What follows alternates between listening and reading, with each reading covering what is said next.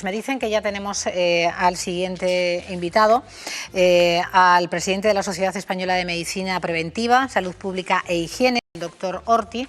Muy buenas tardes.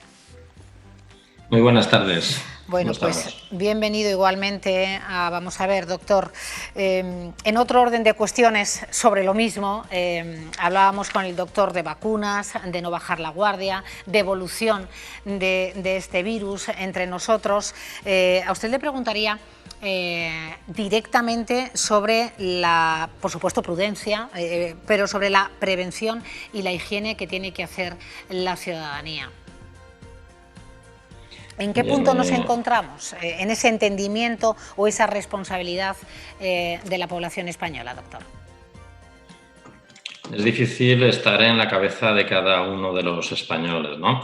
Sí que estamos, como comentaba el compañero hace un momento, en una fase de aprendizaje. No estamos, fijémonos que estamos igual que hace 2 meses, igual que cuando empezó la famosa curva a crecer, en una fase como de contención. Si entonces decíamos que teníamos que identificar cada caso, buscar cada contacto, aplicar medidas preventivas y entonces ni sabíamos buscar los casos o nos costaba mucho, no sabíamos detectar los contagios, de hecho se nos dispararon sin conocer que estaban circulando en la población y no sabíamos aplicar las medidas preventivas, ahora hemos aprendido. Ahora hemos hablado de distanciamiento social. Sabemos que estar a 1,5 metros, a 2 metros, prácticamente impide que el virus pueda pasar de una persona a otra persona. La transmisión sabemos que es por gotas, por pequeñas gotas y es por contacto. Por tanto, si tenemos esa distancia y si además, si no la podemos mantener, ponemos una barrera como pueden ser las mascarillas, pues estamos ya haciendo algo muy barato, muy sencillo y muy suficiente para evitar los contagios. Pero además tenemos que saber que como se transmite por contacto, tenemos otras medidas que aplicar, la higiene de manos, la higiene corporal en general, es decir, que cualquier superficie, cualquier material que haya podido contactar con el virus, porque había una persona en ese ambiente hablando con él, pues evitemos contactarlo. No tanto es el uso de los guantes, que es poco necesario, realmente nos da una falsa sensación de seguridad, no lo recomendamos los preventivistas. Es más importante confiar en que nuestras manos, cuando han tocado algo, vamos a estar pendientes de ellas y las vamos a lavar, que no pensar que por llevar un guante no nos lo vamos a llevar a la cara o no vamos a tocar una superficie que luego nos permita contagiarnos. Es decir, son medidas muy sencillas y yo creo que el mejor mensaje es que confiemos de alguna manera en el sentido común, en esas medidas básicas que conocemos y de alguna manera pues que seamos una sociedad comprometida con algunas cuestiones básicas. Por ejemplo, cuando uno tenga una infección respiratoria, pues que no salga a la calle, que no que no conecte con amigos y tal sin haber pasado antes por un profesional sanitario que confirme o descarte la presencia de la enfermedad, por ejemplo. Claro, en la sociedad actual, en el mundo, en el planeta, tal y como está estructurado, ¿era imposible, doctor Orti, haber prevenido esta pandemia? Al menos en una zona, en España, en Europa, por toda esta zona, una vez que saltó en China, ¿era absolutamente inevitable?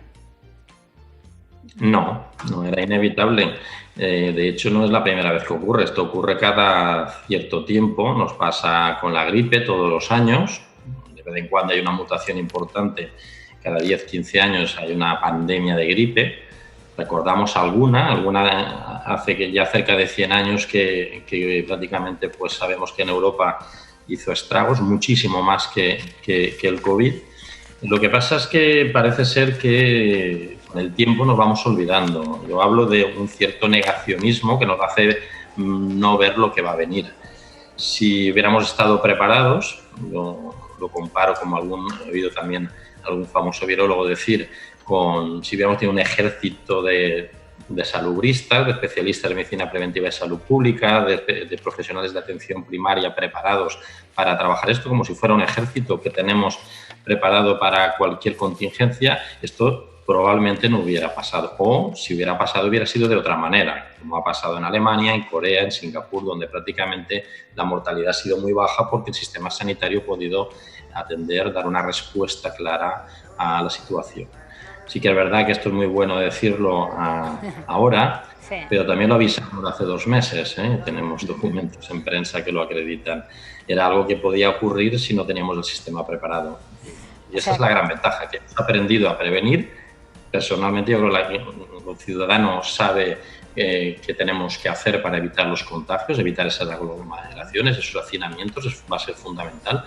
Pero espero que también nuestro sistema sanitario aprenda y dote de recursos adecuados a la atención primaria, a los servicios de salud pública, y en lugar de pensar que debemos de tener respiradores y tenemos que tener UCIs dotadas, que también pensemos que cuando lo podamos detener a atención primaria, es decir, cuando no pase de la comunidad al hospital, estaremos ganando la batalla. Absolutamente. Usted también ha dicho, doctor Ortiz, que el estilo de vida previo a la epidemia, a la pandemia, no es sano y que deberíamos de hacer un cambio de comportamientos, ¿no?, de mentalidad en la población en general, volver a generaciones anteriores a la actual.